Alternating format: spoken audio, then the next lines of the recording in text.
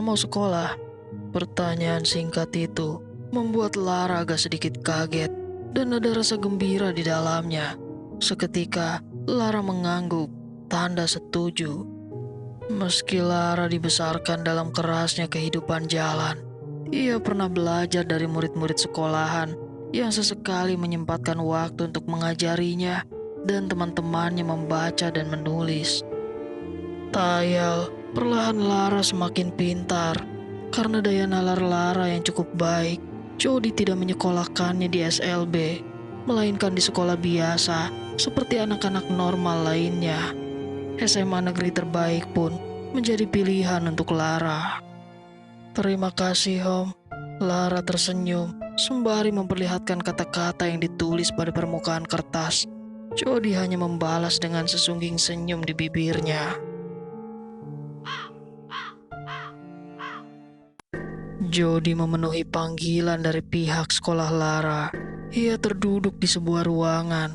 Matanya terus memandang serius pada seorang wanita yang tengah berbicara di hadapannya. Tanpa mengurangi sedikit rasa hormat, wanita itu berbicara banyak mengenai Lara. Sepertinya, Bapak harus segera merujuk Lara pada psikiater ahli. Maksud Ibu, saya tidak tahu dengan cara apa saya harus memberitahu hal ini pada Bapak. Tapi Bapak tetap harus tahu apa yang sebenarnya terjadi. Jody makin penasaran. Kemarin kali kelima Lara masuk BK atas kesalahan yang sama. Dua di antara korban Lara sekarang tengah menjalani perawatan di rumah sakit.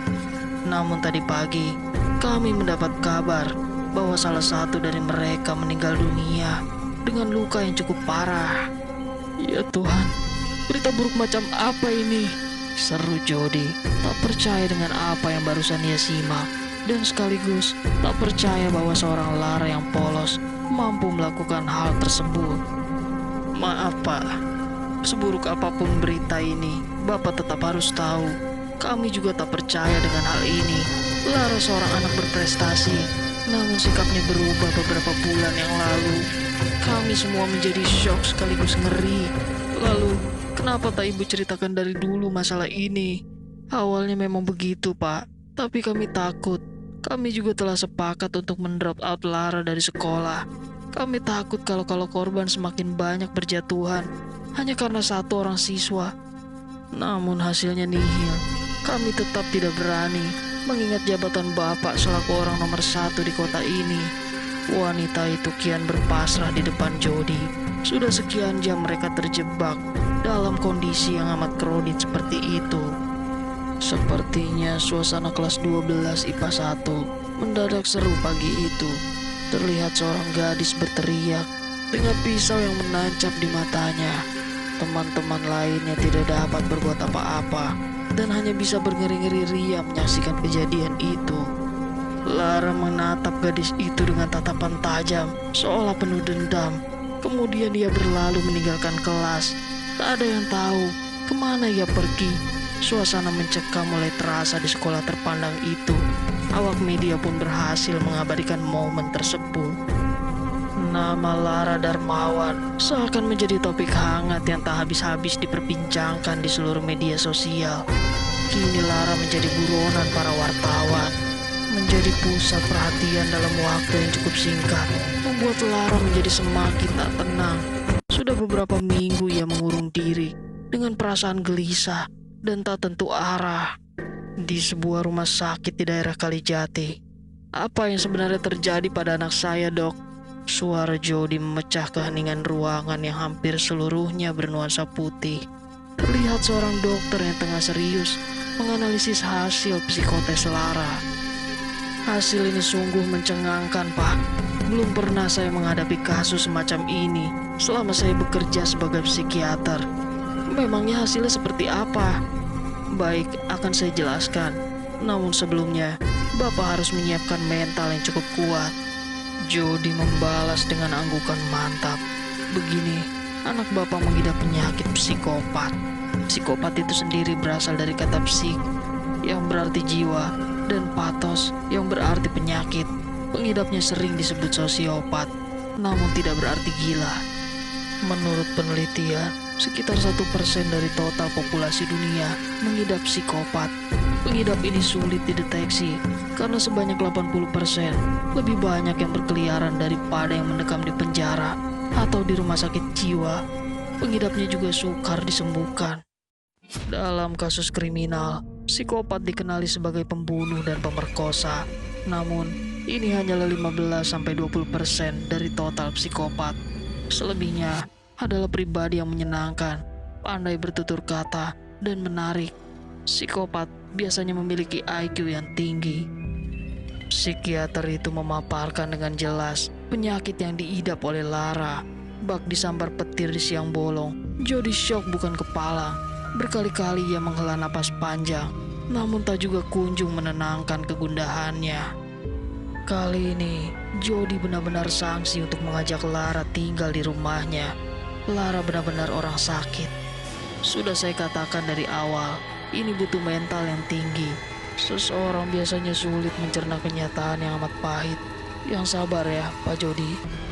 Lalu, apa yang harus saya lakukan sekarang terhadap Lara, Dok? Mengingat ini sangat berbahaya bagi keselamatan Bapak sekeluarga, saya sarankan Bapak membawanya ke tempat rehabilitasi mental. Oh ya, di mana anak Bapak sekarang?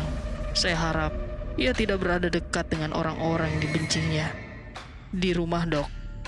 Suasana hening sejenak dan tiba-tiba, astaga, di rumah saya bilang. Dok, maaf, saya harus segera pulang, kata Jody sebelum akhirnya ia melesat secepat kilat menuju rumah. Sementara sang dokter tampak bingung melihat reaksi Jody.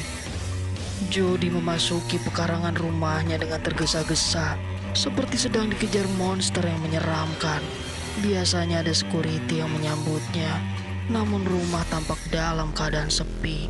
Ia ingat ketika pergi dari rumah, ia meninggalkan Susan, Victor, Ria, dan Lara di rumah. Sebenarnya, ia tahu hubungan istri dan anak-anaknya tidak terlalu baik dengan Lara. Tapi sebelum ia mendapat berita mencengangkan ini, semua tampak baik-baik saja. Sementara Susan telah berkomitmen bahwa ia tak akan menerima Lara sebagai anak yang pernah ia lahirkan. Bagi Susan, itu adalah aib bagi orang terpandang seperti dirinya. Jody telah memasuki pintu utama rumahnya yang tak terkunci itu. Namun Jody agak bersemangat membukanya hingga terdengar suara bantingan pintu yang cukup keras. Semua ruangan di lantai 1 dan 2 telah diperiksa. Tak juga ia temui istri dan anak-anaknya. Jody menaiki tangga dengan langkah yang semakin dipercepat dan sampailah ia di lantai 3 rumahnya. Di sana ada sebuah kamar mandi besar, 3 kamar, dan ruang kerja miliknya. Pertama Jody memeriksa kamar mandi dan Jody berteriak histeris menyaksikan pemandangan yang amat mengerikan. 2 mayat manusia terbujur kaku di tempat yang agak berjauhan. Kedua mayat itu adalah security yang menjaga rumah megah Jody. Keduanya tewas dengan usus yang terburai di lantai dan leher yang nyaris putus. Darah berceceran di mana-mana. Ia tak tahu atau mencoba untuk tidak mencari tahu siapa orang sadis dan tega melakukan hal ini.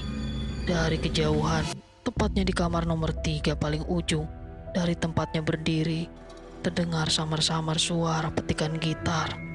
Ia seolah tahu itu Lara, namun nada petikan gitar tersebut terasa asing di telinganya. Seharusnya Lara memainkan melodi yang gembira, seperti ketika pertama bertemu Lara yang tengah memainkan gitarnya. Namun yang ia dengar kini adalah melodi yang menyeramkan. Mengapa Lara berubah?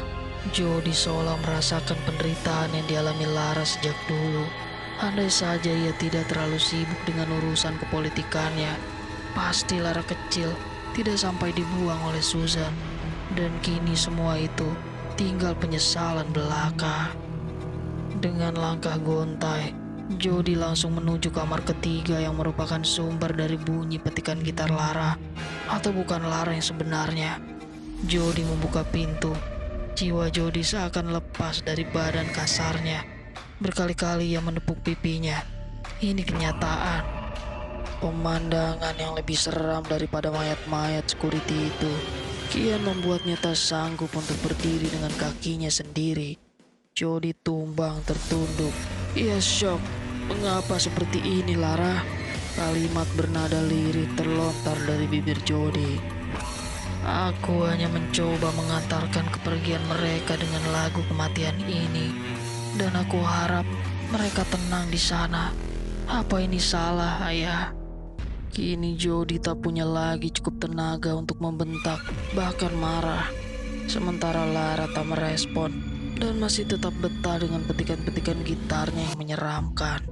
Suasana tersebut bertahan kira-kira sekitar 1 menit sebelum akhirnya kejutan yang lain mulai menampakkan diri pada Jody, yang ketika itu telah berpasrah diri menerima kejutan selanjutnya.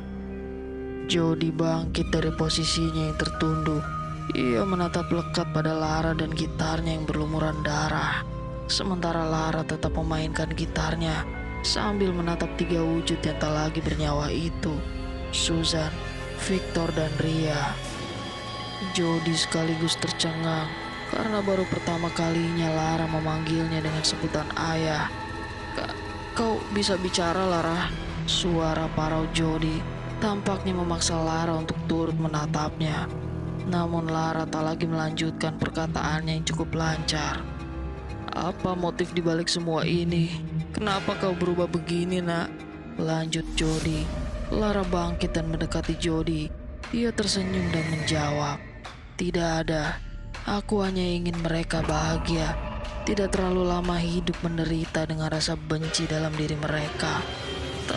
Tapi ini terlalu sadis. Sadis, ayah bilang. Mana lebih sadis dibanding dengan membuang anak kandung di tempat pembuangan sampah dan membiarkannya hidup sendiri di kejamnya kehidupan jalanan. Jody terdiam, nafasnya tertahan sejenak dan jantungnya terasa sakit, seperti ada peluru nyasar yang mengenai jantungnya. Lagi pula, ini tidak sebanding. Kehidupanku yang sadis hanya dibayar dengan cairan kental berwarna merah ini. Sungguh tidak adil. Lalu, apa yang kau mau sekarang? Lara menatap tajam ke arah kedua bola mata Jody. Rautnya yang polos kini menjelma menjadi raut kemurkaan yang tak pernah Jody bayangkan sebelumnya. Lara memeluk Jody lalu berkata, aku ingin ayah bahagia di sana dengan mereka.